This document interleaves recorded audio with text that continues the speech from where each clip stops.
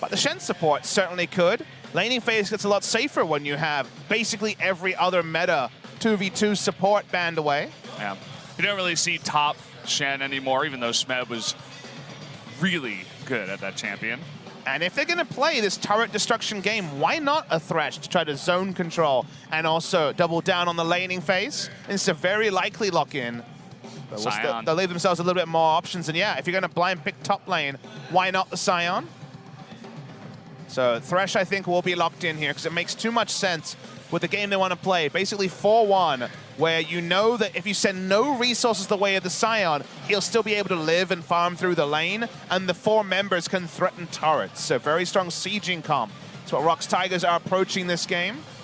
KT Rolster, once again, have team fight. They have a bit of playmaking with the Shen. Outside chance of Shen top. We haven't seen it commonly this season, but Smeb, one of our best Shen players, looking at the top side. Considering their tank options, they will lock in the Cho'Gath. Not going to be a lot of kill pressure onto the Scion. Silence can be very valuable against both the Taliyah and the Tristana. But actually being able to navigate Cho'Gath into a fight is going to be a struggle. Even with a flank ward, Cho'Gath tends to be very feast or famine. I know that's a bit on the nose, but the Cho'Gath impact in a team fight definitely wavers depending on the results of the rest of the map. Taliyah has first roam. The Shen support's not going to have a lot of lane presence. See if KT can really adjust their game plan, because if you make mistakes... Bot lane first shot was the tier as mid lane. Oh, he's going to get hit here. Still has his flash, but is it enough? He's going to scoop up Seongwon and try to turn it around. The flash coming in from Score now, but he is going to Cataclysm on in, and Seongwon, he is going to flash last second, but he will go down first blood. And they're looking to turn this one around now onto Score, who's getting low, but the earlier rotation from the double bottom lane comes in and saves his life. So much happening in one passage of play. This time, Pawn, you'll notice, just keeping the Azir alive. Now we're seeing Rox once again fully stack on the mid lane. And a ping went down. There's that really clever ward just over the wall below Key. That scouts everybody out, and Pawn is trying to beat this hardcore. It's gonna miss, and they're looking to turn this one around. The nice lantern, but someone might be in a little bit of trouble. Passive saves him for now. Now Pawn's taking damage, and they turn it around again. Somehow, some way.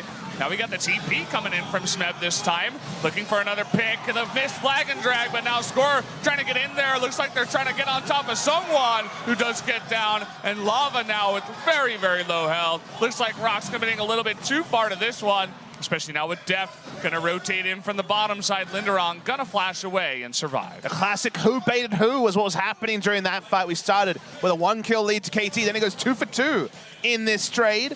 Pandemonium on the Rift. Pawn definitely had the early information, looked for the outplay, but then was flayed back and died at the start awkwardly. His summoners still available, his heal still available at the end. It was a really nice move from Pawn, but he had the extra information to be ready for it. He walks up, but then actually gets hooked and flayed into the box and dies to one round, one-threaded volley round from Lava. Bot lane doesn't want to react here. Is in the minimap. Mata's in a lot of trouble. He's trying to taunt away here. Can he actually go in? The flash is happening, but it's one hit away.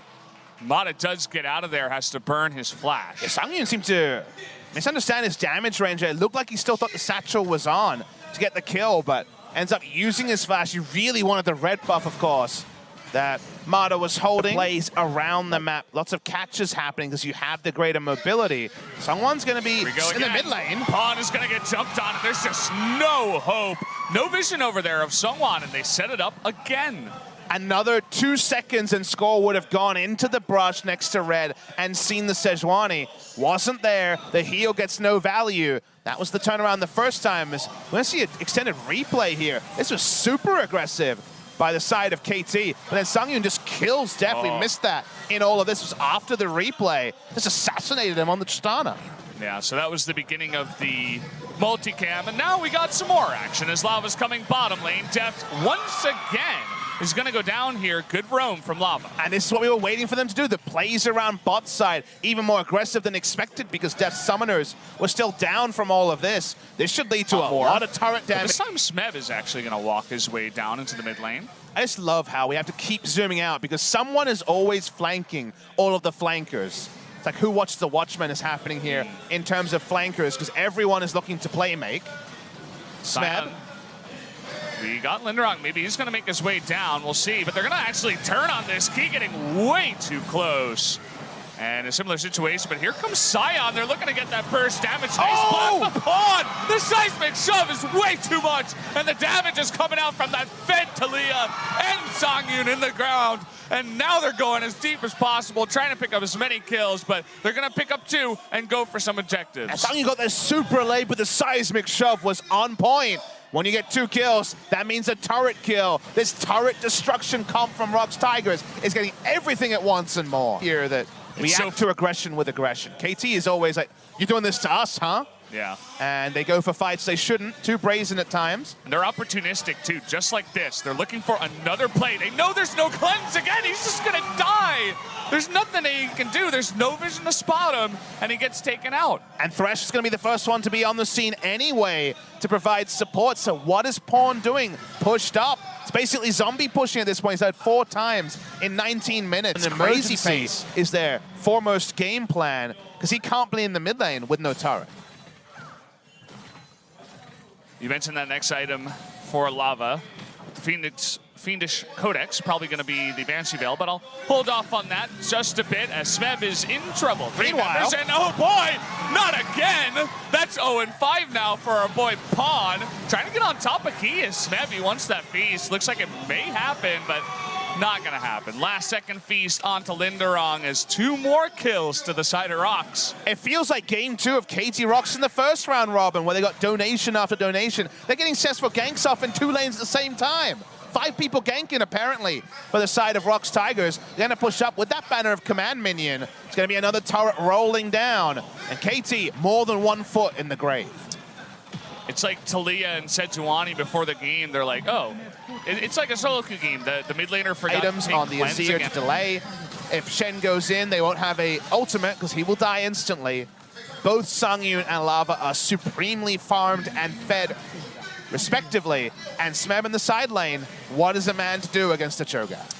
And I said it before after game 1, but I'll say it again. To be a KT fan for the series, it's not a fun time. They're looking like they're not having a good time in this one. Game 1 was hard. Game 2 looks even harder. And now they're pushing in to the bottom tier, or rather inhibitor turret, looking for another seismic shove. Everybody just tail between their legs going back. We might see this game end soon, Papa. I mean, we're requesting on it, Val. There's no good options left for KT. The emergency plays, unless 3 people are being pushed into the next, into the fountain by the Shurima Shuffle. Probably not going to find a lot of value. There's another Weaver's Wall. Command is coming in. Oh boy, everybody's trapped. Even Pawn forcing himself. They want to make a stand here, but the ult is going to hit the back line, and that's going to be enough. Everybody's going to go down. A double kill. Even more going over to Lava. And we get the hook onto Pawn to make his life even harder. Are they going to go for the end here? Lava's getting low. The Ignite is ticking. No Quadra. Lava doesn't die, though. That's going to be game number 2. Deft trying to make a stand, but he cannot do it here, Papa. Rox Tigers smash the enemy team. Now with Taliyah dying, it might slow things down, but I think the game's over. Looks like it is. It doesn't even matter. He did his job in this one. Sorry for KT, but Rox, they showed up to play today. They're looking for the final kill. The ace comes in, and a 2-0 victory for Rox Tigers. Crowd does all the talking for them. What a performance by Rox Tigers. They decimate KT Rolster. It was a dumpstering, honestly. Rox Tigers so close to being top 5, but always you would look at their players and say, surely they're not better than KT, KSV, Afrika, SK Telecom. The answer is they're right in the thick of it with them. This was the performance you needed to actually rank them appropriately at 2-0. Not a close series at all. And suddenly, you're less confident about KT, and you think the Rox Tigers could actually break top 5. It's as I said after their series with KSV. It wasn't, as you mentioned, like this. To me, it was undisciplined. I'd look at this game and say that KT were undisciplined about it. They played it like a scrim. That's how it seemed to play out in front of our eyes. Whereas Rox Tigers, they were the ones more polished. They were the ones more up for the challenge, and they deserved the win. You play this game out again and again, Rox Tigers win every time.